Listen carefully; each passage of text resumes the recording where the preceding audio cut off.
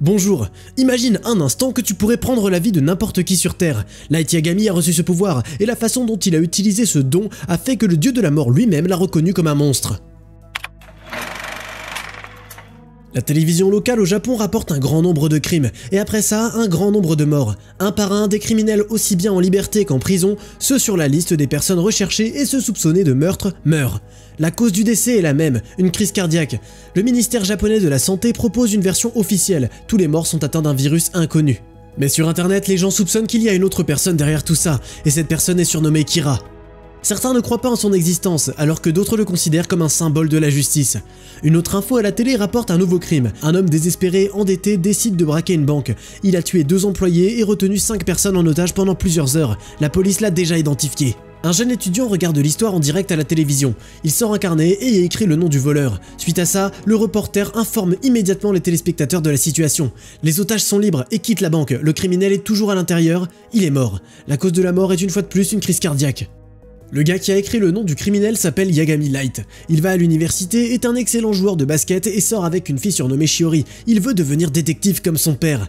Light vient de passer avec succès un autre examen.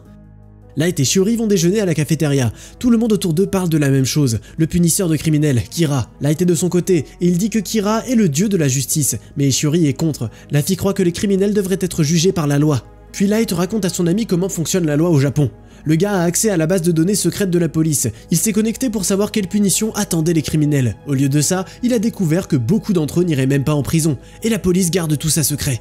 En risquant sa vie, Light s'est convaincu que ce qu'il fait est absolument nécessaire. Il y a quelque temps, il a retrouvé un tueur nommé Takuo. Il était dans un bar avec des amis et il se vantait de ses crimes. Les voyous ont remarqué qu'il les suivait et ils ont commencé à le menacer. C'est là que Takuo lui dit en face. Pendant qu'il raconte l'histoire, Light cache ce qui s'est passé ensuite à sa petite amie. Après s'être enfui du bar, effrayé et déçu, il a trouvé un cahier noir par terre. Sa couverture était ornée du titre Death Note. Et à l'intérieur, il y avait une instruction disant que l'humain dont le nom était écrit dans cette note mourra. Il suffit de connaître le nom et l'apparence de la personne.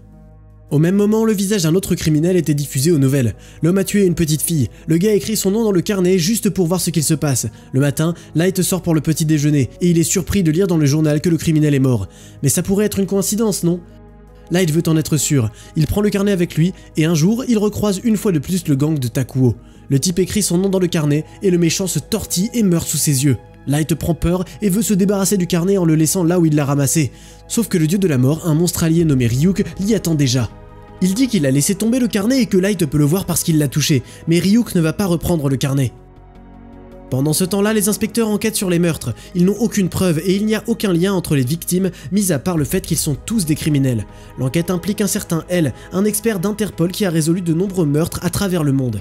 L cache son identité. La seule personne qui peut le contacter est son assistant, Watari, qui délivre un message de lui aux inspecteurs. Elle dit que ces meurtres sont planifiés par un génie, et ce génie, c'est Kira. De plus, il tue seul, sans complice. Yagami, le père de Light, est nommé capitaine de l'équipe de l'enquête. Le garçon n'a donc pas rendu le cahier au dieu de la mort. Ryuk vit maintenant à côté de lui et il regarde ce qu'il va faire ensuite. Light à son tour pense qu'il est un dieu et il veut créer un monde sans crime. Kira est maintenant son deuxième nom et il est de plus en plus populaire avec chaque jour qui passe. Une émission montrant les dernières nouvelles est diffusée partout. L'hôte, Lind L. Taylor, est l'expert qui enquête sur le cas de Kira.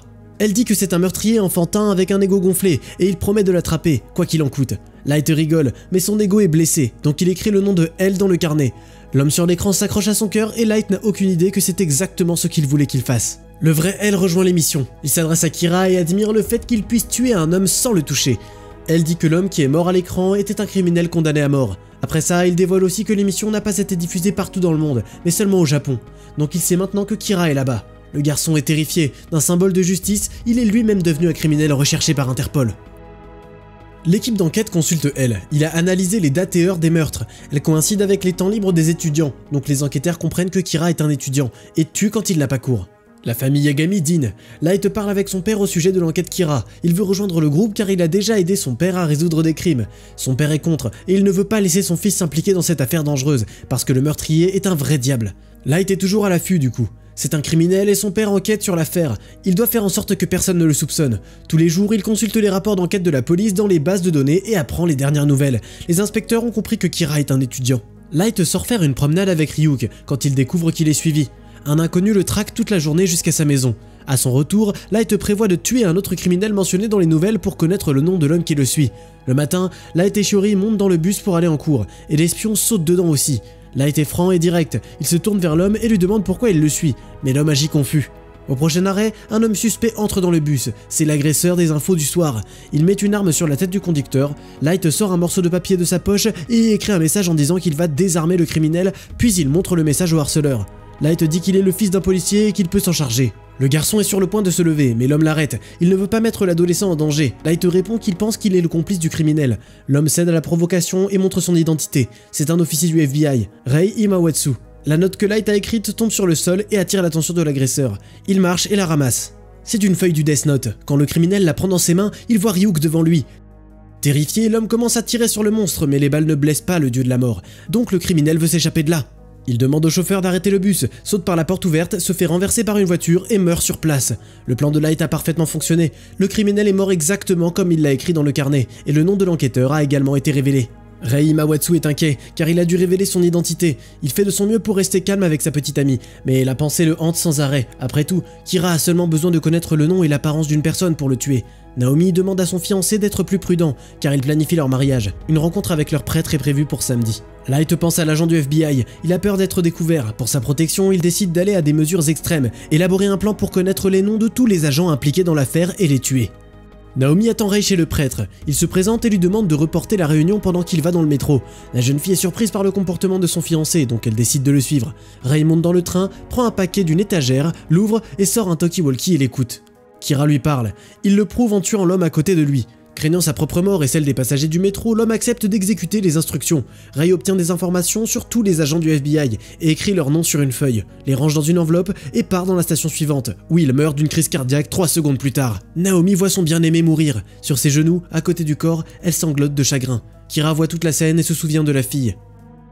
Le chef de l'équipe d'enquête, le père de Light, tient une réunion et dit aux personnes présentes que tous les agents du FBI sont morts. Il propose à tous ceux qui ne sont pas disposés à risquer leur vie et celle de leurs proches à quitter volontairement le groupe, car l'affaire devient extrêmement dangereuse. Seulement 6 personnes restent, ainsi que elle, mais le groupe n'est pas heureux que elle lui-même se cache dans un endroit sûr, protégeant son identité. Elle ordonne donc à son assistant Watari de les amener à lui. Les enquêteurs arrivent à l'hôtel, dans la pièce où Watari les emmène. Les tables sont pleines de bonbons et ils sont accueillis par un homme mince, pieds nus, aux cheveux échevelés et à la peau pâle. Watari leur donne un signe que c'est elle et le groupe lui est présenté. Ils vont droit au but. Elle dit que Kira n'aurait pu apprendre les noms des agents du FBI que de l'un des agents eux-mêmes, ce qui veut dire que Kira est l'une des personnes qu'ils ont suivies. Le cercle des suspects se rétrécit considérablement et elle donne une photo au groupe. C'est la famille du chef Yagami. Naomi, la mariée de l'agent assassiné du FBI, veut se venger du tueur et elle mène sa propre enquête en attendant. Le principal suspect est donc Light Yagami. Afin de vérifier l'implication de la famille du chef Yagami dans les meurtres, sa maison doit être truffée d'appareils d'écoute et de caméras. L'homme accepte afin d'écarter toute suspicion de sa famille. Naomi parvient à trouver Shiori. Elle dit à la fille que son fiancé, un agent du FBI, a été tué par Kira. Light, quant à lui, sait déjà d'après le rapport de police que sa maison sera sous surveillance pendant 7 jours, donc il planifie tout à l'avance et note les futurs meurtres dans le Death Note pour détourner les soupçons de lui-même. Shiori conduit Naomi à Light. La fille se présente comme Maki et accuse le gars de tuer son fiancé juste avant le mariage. Naomi dit aussi qu'il ne pourra pas la tuer parce qu'elle n'a pas donné son vrai nom. Elle promet de le traquer, de prouver qu'il est coupable et de le mettre derrière les barreaux.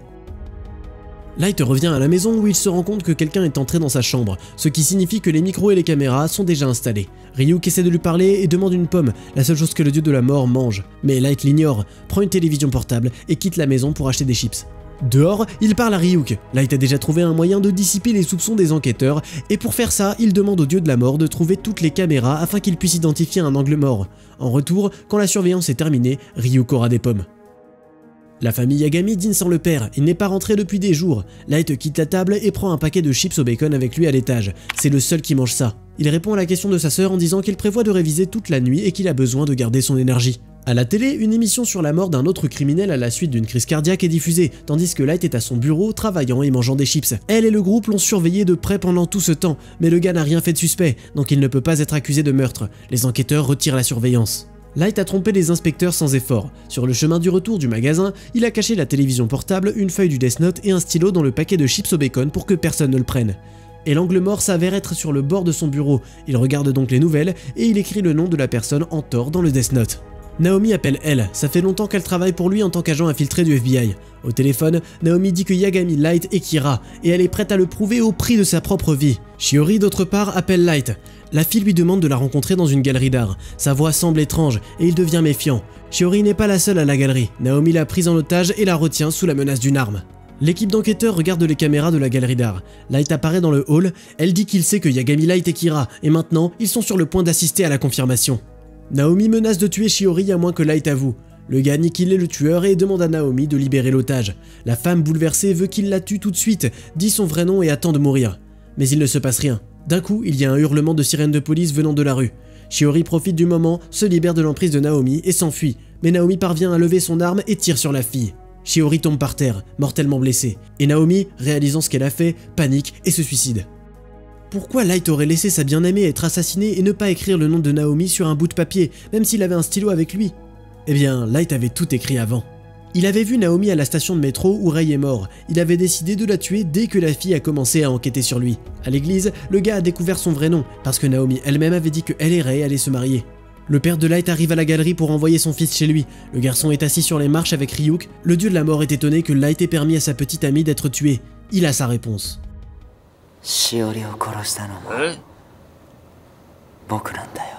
Pour détourner tout soupçon de lui-même, il a sacrifié Shiori en écrivant le scénario de sa mort aussi. Light,